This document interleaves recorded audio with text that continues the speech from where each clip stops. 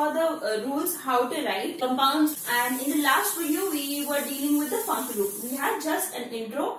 So many examples I am going to give you right now, all possibilities, and also I am going to give examples in alkanes itself, alkanes, alkenes, alkynes. So if I have no functional group attached, specifically like CHO, CO, COOH, FCl, BRI or OH, other than that also if I have example only carbons but the arrangement is a little bit different, then how will you name them? Now in this case you have to mainly understand what are these outside things called. So first I am going to start with only the alkanes. So I am going to write few examples.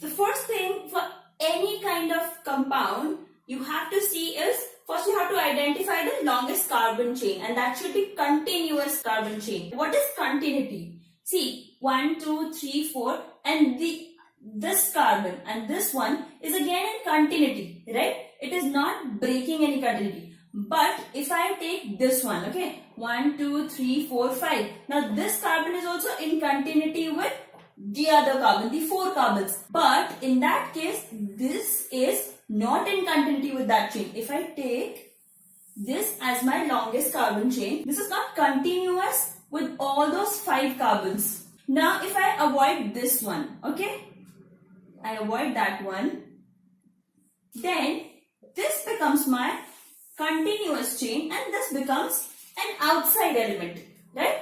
And the compound, the atom, anything that is not in continuity or that is breaking the continuity, which is not in continuity of the longest carbon chain, is called as a substituent. What is it called as? Substituent. How will you name the substituent? We'll see that. Before that, you need to remember one funda. What is it? Position. Position means position of the substituent. Now, this substituent which is breaking the continuity or which is outside the longest chain is at which carbon? What is its position in the whole carbon chain? That is called as position. Okay. Second, substituent. Now, because position is for that substituent, so second thing comes is to name that substituent. That means first you number the position wherever it is there in the whole chain and then name it. Fine. When you give the number and the name, then you get to know that so and so substituent is at so and so place in the whole carbon chain. Getting it? That's why first position of the substituent, then the name of the substituent, then comes longest chain, longest carbon chain. Or you call it as parent chain or even root chain. You can also call it as root chain. Parent chain, longest carbon chain or root chain are the names for the same thing. Then functional group, if there is any other than alkane, alkene, alkyne, that is a suffix. So only this much you have to remember. See, how do you name a person with his first name, then the middle name, then the last name, right?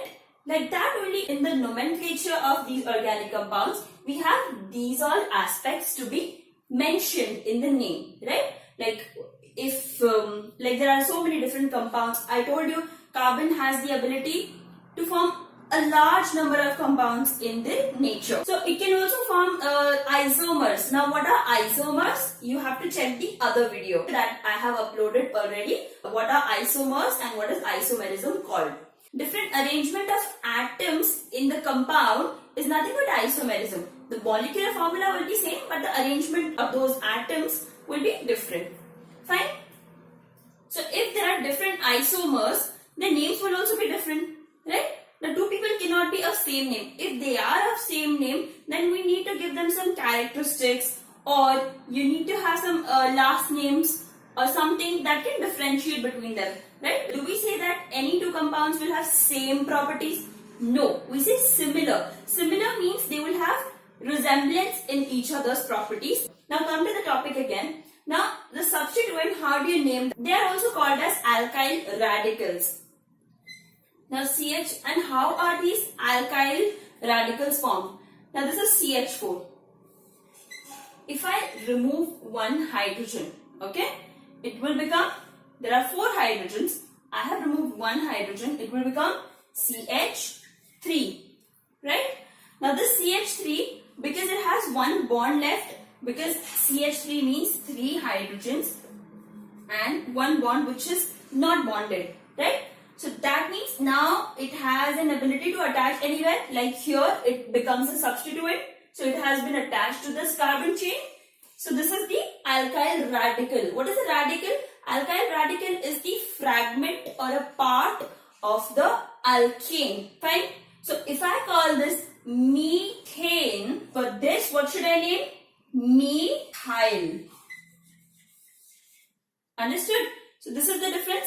Methane, alkane, methyl, alkyl. So if I had C2H6, that is ethane. So if I remove one hydrogen, it will become C2H5, and that can be attached as a substituent. Example, you can see in the 4th example, you have this thing or this part out of the longest chain. So that again becomes the substituent. Fine.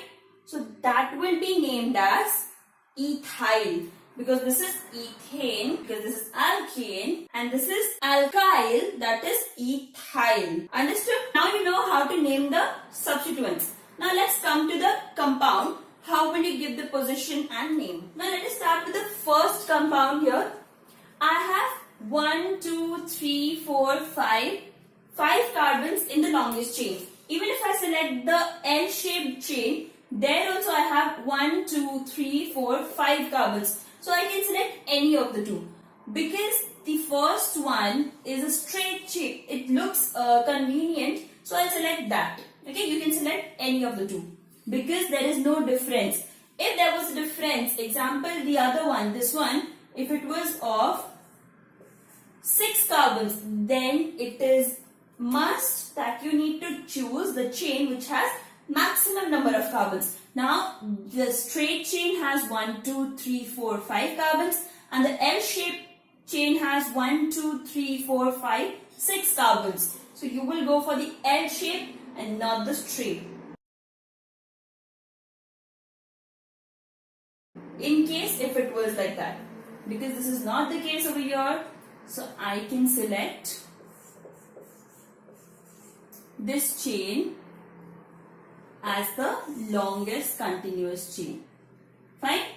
Now how will you name this? So first of all, because there are 5 carbons, so you know in the parent chain what name is going to come. Pen.